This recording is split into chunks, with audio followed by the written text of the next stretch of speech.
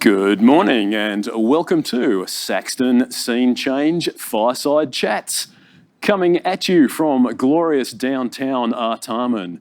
Artarmon, of course, being in Camaragal country, part of the Eora Nation. So we thank them for their custodianship of around here and we pay respect to their elders past and present. Exciting guest today. She's an award-winning international keynote speaker, specialises in digital communications and online behaviours. Her focus is on how psychology interacts with technology and how we make the best impact online. She's a popular media commentator, author, university lecturer at University of New South Wales, teaching business, marketing and communications. She's worked with a host of international blue-chip companies, appears widely in the media, Channel 10, Cosmopolitan, Huffington Post, GQ, LA Times, heaps of that kind of thing. She's won the International Business Award for the 2020 Most Innovative Communications Professional of the Year. This is the fourth year she's won this award. Whoa. In previous years, she's also won the International Award for Most Innovative Woman in Marketing, Female Entrepreneur of the Year, and the Stevie Award winner for Woman of the Year for all her work in business and technology. Danielle Di-Masi, welcome to the show. Thank you. You've done a lot of stuff. I've been busy. You have been busy? Yeah. Have you? So what does a busy person like you do in a bin fire of a year like 2020?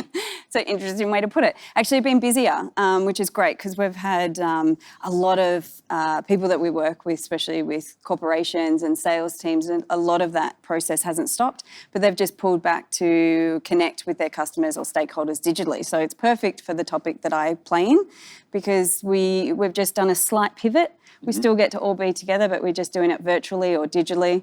And then the sort of topics that I talk about, be it, work from home, digital communications, your brand online, how you connect with people on a digital platform, whether it's emails or your LinkedIn profile, your website, all that sort of stuff, is everything that we've been pushed into only focusing on or participating in this year. So it's been good. I won't say great because it's hard to say that with the world climate as it is. Yeah. But as far as making, I think with digital or anything technological, it's so easy to keep it on our to-do list year after year. I'll do my social media presence or my personal branding online next year. I've got to get to that, all that sort of stuff. And this year has forced us to get it all aligned because that's how we're showing up now. So in a way, it's been really great to have the opportunity this year to sort of slow down the rush and the busy and to make sure how we're showing up on all platforms is effective.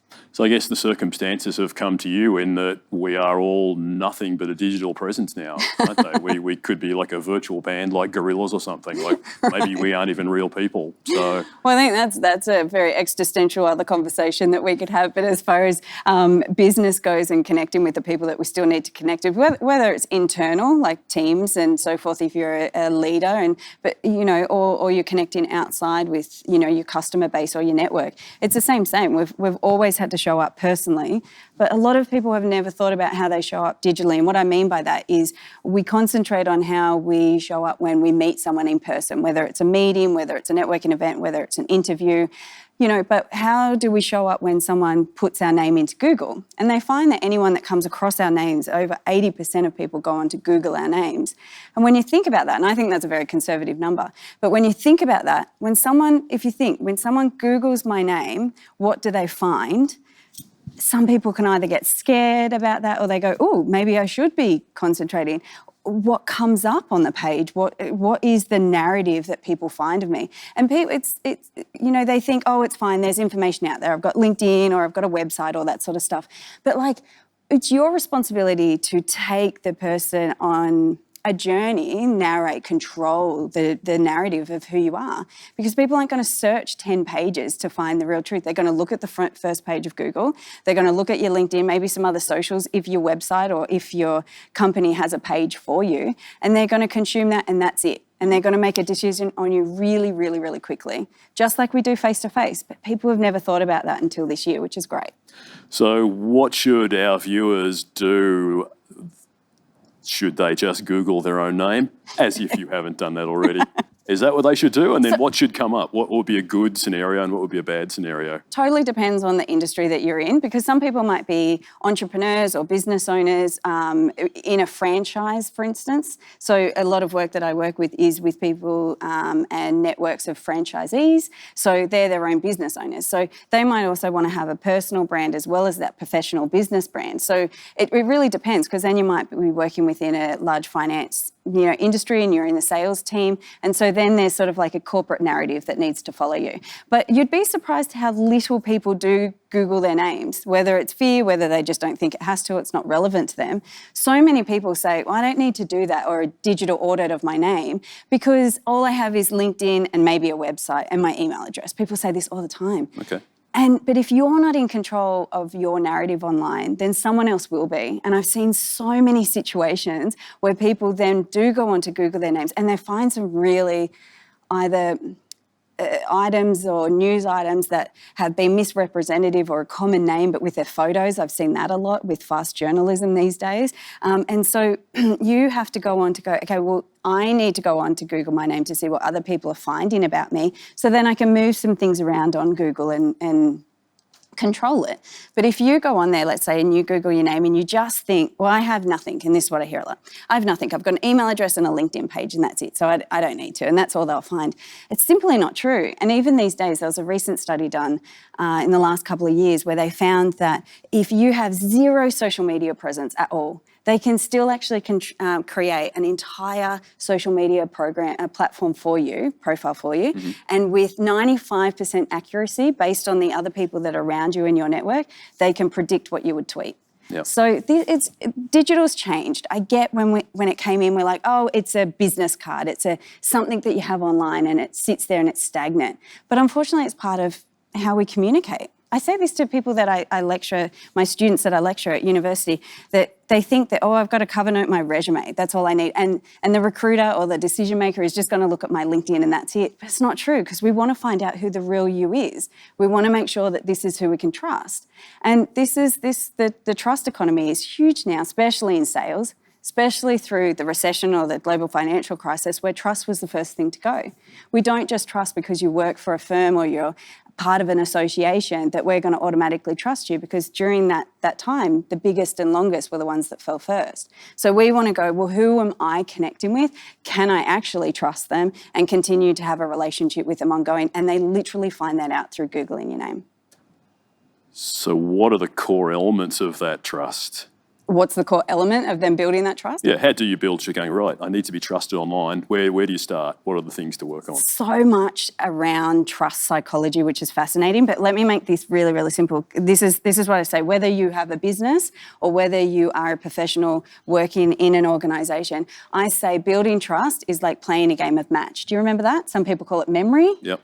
Memory or pairs. Yep. There's always, whenever I do either a keynote or a webinar workshop, people are always like, oh, we call that all sorts of names I heard. I call it memory or pairs or match. And so I say to build trust, people are looking for something. So they've got their card up. They're looking for something that they go, oh, that's a match. And that's it. That's trust to them.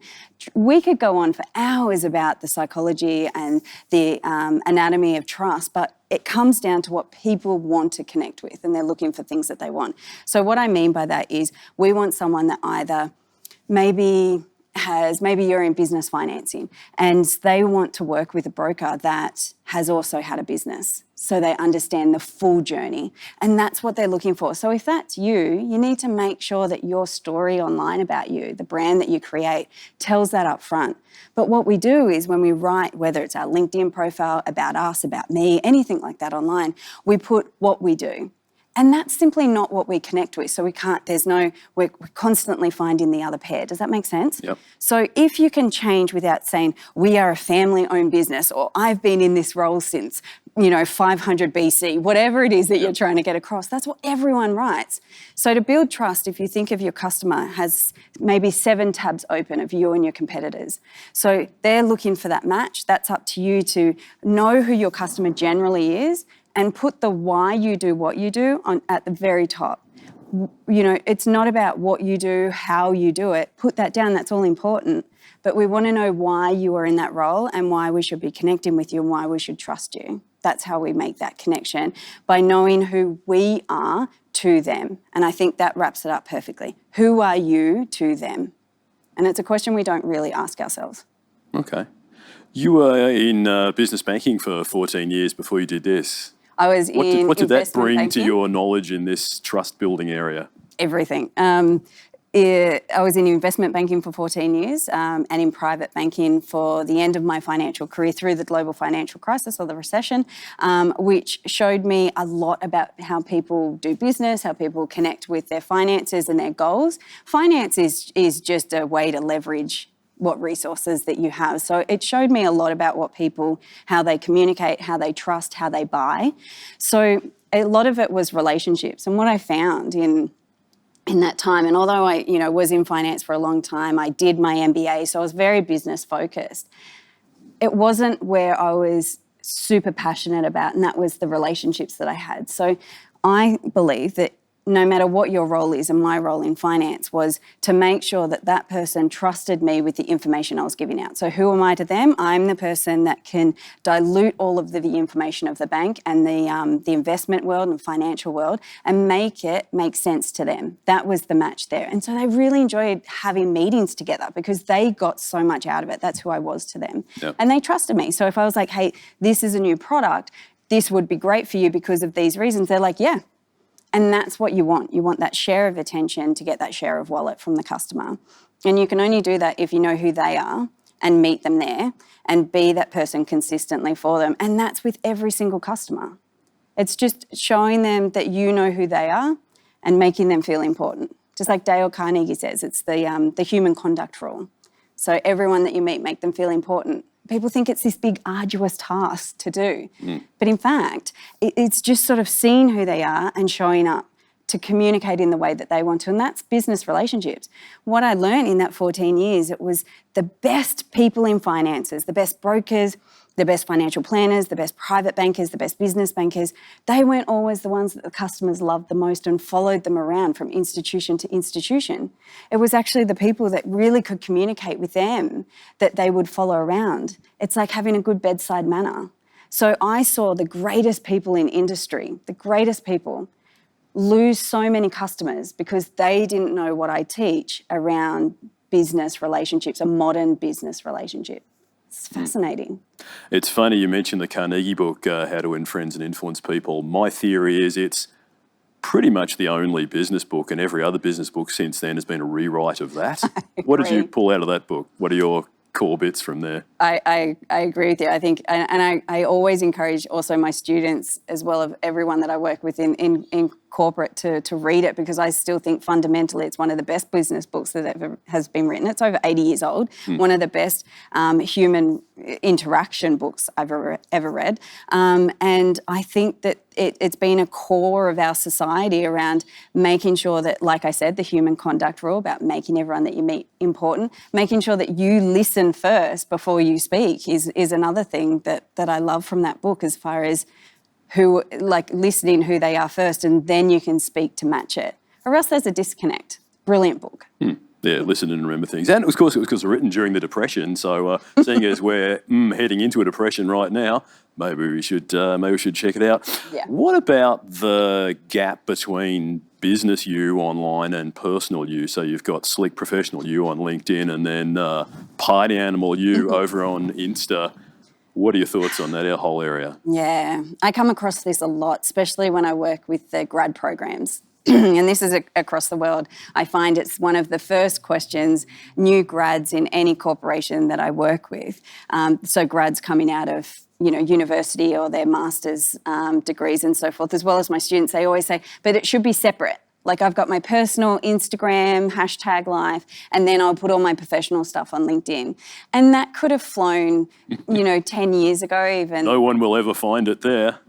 And so we did a really big study with a bunch of decision makers in most of the capital cities, so Sydney, Melbourne, Los Angeles, New York and Chicago, around what is it when they go onto Google applicant's name or even internal hiring, what is it that they look for? And all of my students or grads and a lot of professionals go, just LinkedIn, because they're just looking at the professional you. But that's not true, because they've got access to see what you are like in the rest of your life, to see if, again, if there's a match here.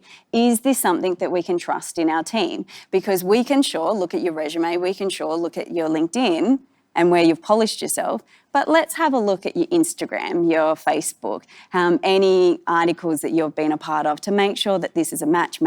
And then we've got trust that you can move forward. That personal professional line, unfortunately, blurred a long time ago.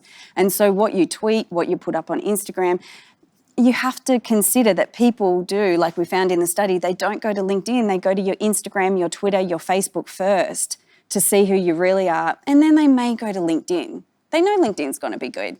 So they want to know how you're really going to function, how you're going to fit into the team, how the clients are going to work with you, and they can find that out through Facebook. So then what we found is that people got scared, so they went on, oh, quick, let's go change all of our Facebook profile photos and Instagram photos to all these photos with us with graduation hats on, or professional ones reading, all this sort of stuff. But people can also read through it. So they can see through anything that isn't congruent, that they don't believe, and it makes no sense. So you have to decide, and I say the biggest question you can ask yourself for making sure that you are effective both online and offline is asking a really simple question of, who am I? And if you can answer that question, I am ... finish that sentence, then it doesn't matter if it's personal or professional, it should be congruent. Like, it's a congruent you. It's a seamless, there's integrity there, no matter what you're doing on the weekend or what you're doing in your professional life, because unfortunately that's the world these days. So when you say, who am I, give us an example of how you might answer that question. Yeah. Does it have to be you, just someone? No, and this doesn't need to be, again, some big existential conversation where you've got to go sit on a mountaintop for 6 months and meditate. Who am I? Because you can do that, you can go deep. But I'm just saying, make a choice around how you want to show up professionally in a meeting, face-to-face, online, digitally. We want that to be a seamless touch point around that every time we either meet you in person, there's consistency of behaviour, whether we meet you online on any of the social media platforms on your website, that there's consistency of messaging and feeling there. That's how you build that match as well. But as far as answering the question of I am, start to think about those why things around you. Why am I in finance? Why am I in sales? Why am I wanting to open this franchise? Like, why am I in operations? Think about, what is it that I really love when you've got that day that's really special, that everything aligns and you go, that was a good day, and you're happy. What happened in that day? Was it that you problem solved and came to a conclusion? Well, what is it about that you really liked? And that's part of your why. And I say, if you can't answer why you love what you do or why you do what you do, then ask why again, because that's what your customer does. I'll give you an example. If you say, I love problem solving, which many people say, so then it's just more noise online. If you're like, that doesn't give me goosebumps around who I am, you ask why again. Why do I love problem solving? Well, I really love to know what challenges people. I love to be able to be that person that people say, thank goodness I come across you in this situation or in my life, right? So that's what gets you excited. And if that doesn't, then ask why again. And you'll say, because when I was in business, I had a person that sat down with me to find out what the real problem was, and they changed everything for me, and I want to give back by being that person. That's who you are. That's interesting. You put that sentence at the top of any of your profile online, people get, I've got goosebumps now, it's a made up person. People go, oh, match. Yep. Match every single time. But if you say, I've been doing this job since 1986. I've worked I enjoy working in a team. all that ... It's just more noise that people are like, I can't find the match. Say, because you had that situation and it made such an impact on you and you realize that you could be that person in other people's lives, that's a match. That's who you are. So you've got to make it interesting with the why first. If you can't find it, keep asking why until you do. And why this is important is because your customer does that. So let's say you're in finance. Let's say you're an insurance broker. And people say, oh, I have this conversation all the time with people that work in insurance, for instance, and they say, I like being an insurance broker or being insurance or finance because, it helps people. And they say, why? And they say, because it lets people, they can have, they're insuring their cars or their businesses and so forth. And I said, well, why are they insuring their cars? Oh, to protect. Why? Why are they protecting? And if you keep asking you why, you get to the core thing. Are they protecting all of this because of their family, because of, their love of whatever it is that customer is doing all of those activities for? Keep asking why they're doing it. You get to the core, then you can answer that and match it. So if they're doing it because you're finding that all of the people coming through you through referrals are in family business and they're doing that to help their children or protect their family or whatever it is, keep asking why of your customer to get to the core, then you can match it with your why. And then you've got a match. So that means you know who you are, you know who they are, and you can make the match of who you are to them. Cool. Yeah. And so when you're one of those 7 tabs, yes, trying to stand out from the other 6 insurance brokers or franchise businesses, aside from clarifying your why, what are some other tips? Yeah, no, that's a really good question. First of all, the same is if you're an individual or a business, don't start with how long you've done something or what you studied, because all of the other tabs will say it. We're a family-owned business. We've been in business since this long.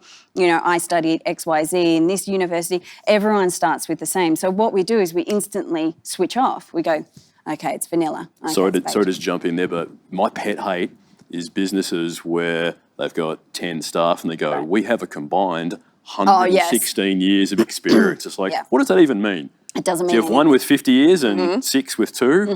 What are they talking about? It's the same as like when you're going for investment, you can't say, well, this is a $50 billion industry. It's like, that's great, but you have 0% right now of this industry. So it doesn't matter. There is no combined. Because there is no combined because you want to make sure everyone stands out. So then there's more opportunities to make matches with the 10 people, right? With their stories. There's a reason why everyone is in there.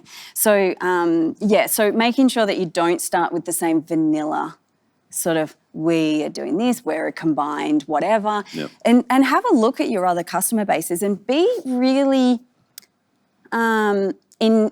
intuitive and in innovative around who you actually think your customer is. And I say this is really important because when you've got access to everyone now digitally, your competition just widened a whole lot because it's a global world now. And your competition may not be who you think it is. So a really good example of that is Netflix. And you would think that Netflix competition is other networks, other streamers, even YouTube, in the States, whether it's, NBC or CBS or any of the other networks. Here in Australia would be like 9, 10, 7, ABC, SBS. You would think it's other networks. But actually, the CEO of Netflix came out recently and said, that's not our competition. Our competition is sleep.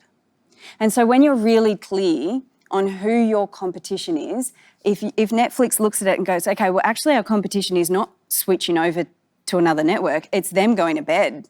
So then you create content that keeps people engaged and goes, we'll just watch one more.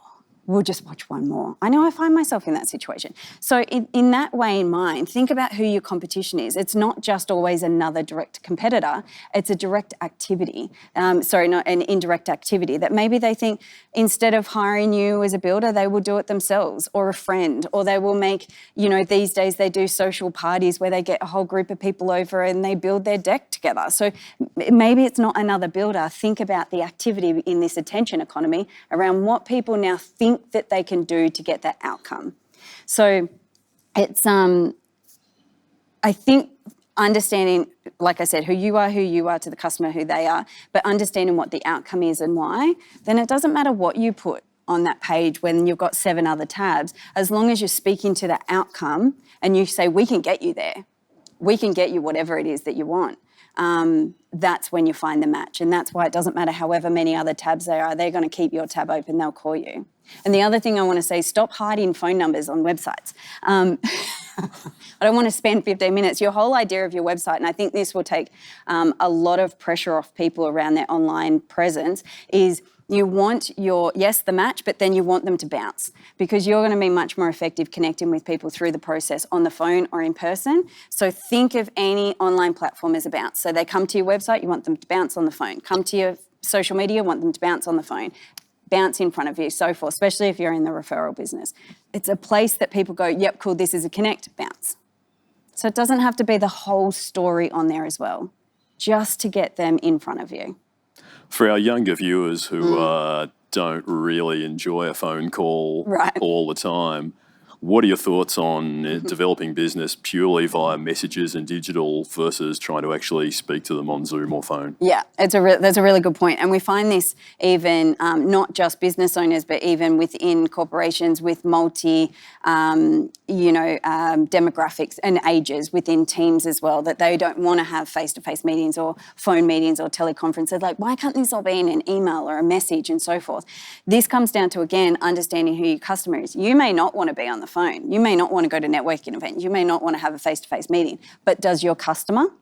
If you've got a complete customer base that actually don't want to do anything in person, great, have that capability available, but you can't not be where your customer is. So if you don't want to be on the phone, there's a whole lot of business activities that I'm sure lots of people don't want to do.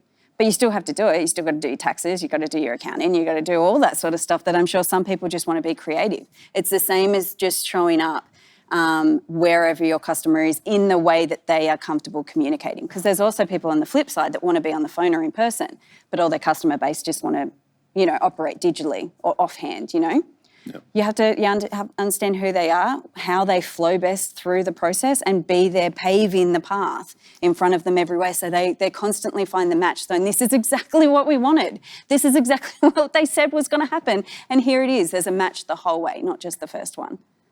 What about people who seem like someone you'd want to hang out with online and then you meet them, it's like, this feels weird. Right. Well, that's all a part of that ongoing match, like I said. So that's why that's why when we've seen so many people go, oh, I've got a great online presence. People love it, but I can't make the connection when we have face-to-face meetings. Then your problem is not your online profile. It's either how you interact in person, or is your online profile not congruent with you? And then there's not a match. Then they enjoyed the digital process, meet you in person and go, oh, wait, hang on, there's no match here. I love this process, and that's all a part of making sure that the entire process on every touch point is congruent and is aligned to who you said that you are and what you said that you're going to do. So that maybe it's a issue with your face-to-face interaction, or maybe it's just not congruent with what you've created over here. If you're really serious about it, would you get someone professional in to look after your, I know some people who get professionals to look after their online existence. What are your thoughts on that? Is that a good thing? It depends. It depends, because again, everyone is so different and every industry is very different. If you're finding that you can't see where there's a crack in this interaction or this process for you, then maybe external help may be the way. But the biggest problem that with this is people thinking that they can outsource who they are. So one of my favourite sayings to say is, what works offline works online. So if you want to think about outsourcing everything that you post online or creating a digital presence for you, well, potentially, if you're not still in control of it, it would be like sending someone else in to network for you. Sending someone else in your clothes, shoes that don't fit, into a networking event to network on behalf. There's just going to be some little inconsistencies. And it's the same when people go, we brought in a grad or we brought in someone younger or whatever because they know how to hashtag. Yeah. And that might be right, but you might have someone that knows how to do the functions of social media or digital, but doesn't have all the wealth of knowledge of understanding the nuances of your customers, of your industry, of you. So you can do it, yes, if you are in control of the messaging still, because there's a really good example even with American Apparel in the US, who got a grad to do a tweet out for one of their sales, and they said, we want it to be an explosive sale. So they were like, yeah, I can do this. I can get this photo. We can do these hashtags and so forth. So this is a really good example of not bringing in experience with operational capabilities. So they got a grad to do it. They went on to Google. They wrote explosion. They found what they thought was like this awesome photo of this great explosion. They put it up. They changed the background from the sky to red and said explosive sales, one of the biggest boycotts in retail history, because the explosion was the Challenger explosion. Okay. They were too young to understand the emotional attachment that many Americans and people around the world have to that image of the Challenger mishap that happened, from NASA. And so that's a really good example that if you just outsource who you are, there may still be a disconnect or that loss of nuance or experience in the industry. Yep, understandable that people would be upset about that. I guess that brings us to your sort of social online existence is increasingly photographic / video rather than words. Do people need to get photography lessons? Right. What should people do? It's a good question.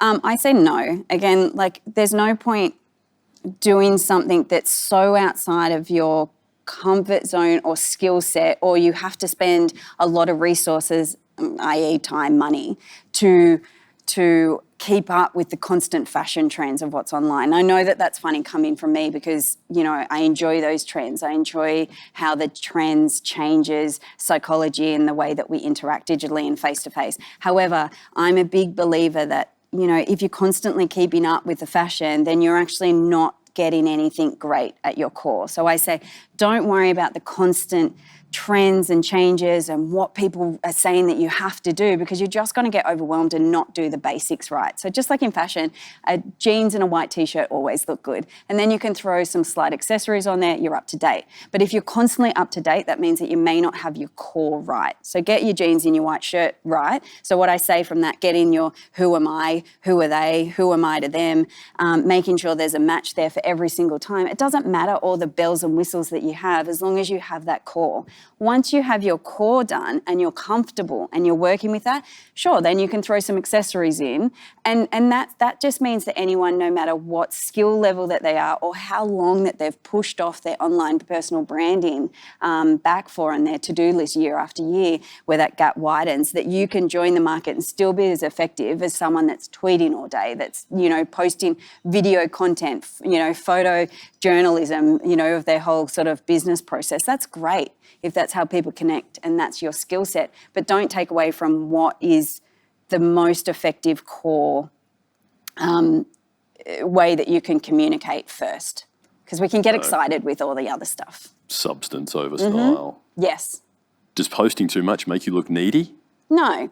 If it's the right content. It's a good question. A lot of people say, I either don't have the time to do this or I don't know what to post. And then they see people online posting heaps of stuff. So then they go, well, that's a lot. And so then what they do is go, okay, well, fine, I'm just going to jump in. And then they start posting stuff, retweeting stuff, repinning things, and even on LinkedIn, not just on the other platforms, and wonder why it's not effective. And I'm like, that's because you're just throwing spaghetti at the wall, see what sticks. And you're just like, oh, I've got to post stuff. So here's all my stuff. Here, the plaster on the wall. And then you go, it doesn't work. There's no ROI in this. And I think we have to take ROI out of digital interactions, because you don't say, oh, I met this person at a networking event, I met them at an interview, I met a chance meeting with a referral. You don't go, well, what's the ROI on every single one in the interactions? It's the same with online and digital. So if you come back to the I don't know what to post concept and start thinking about, again, what I said before, what works offline works online. When you're talking to someone either for the first meeting or the induction meeting, networking, at an interview, what is it that you're talking about when you see that person switch on?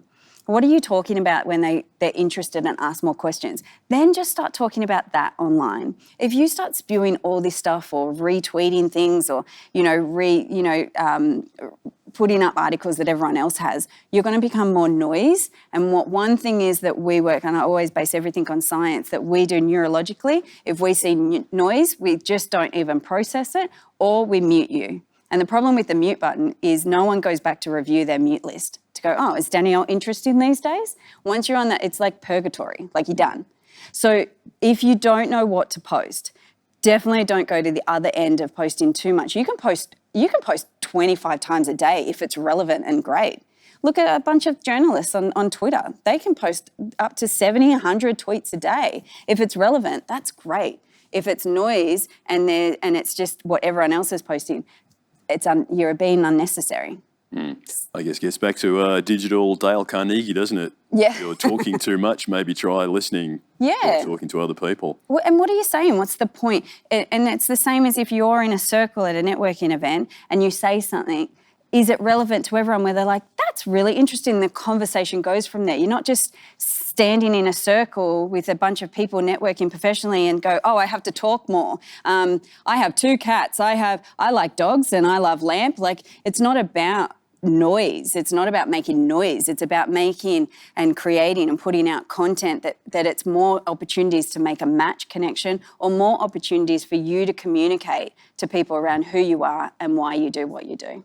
If it doesn't do that, then it's noise. And the people consuming it either won't see it because they're blinded by it in their scroll, or they're going to be annoyed at you, or create some sort of narrative around you're too needy, you're annoying, you don't know what you're talking about. There's no opportunity to control the narrative around who you are. Really important stuff. Do you want to be annoying or do you want to be liked? I think you know the answer. Look, that's all we have time for this morning.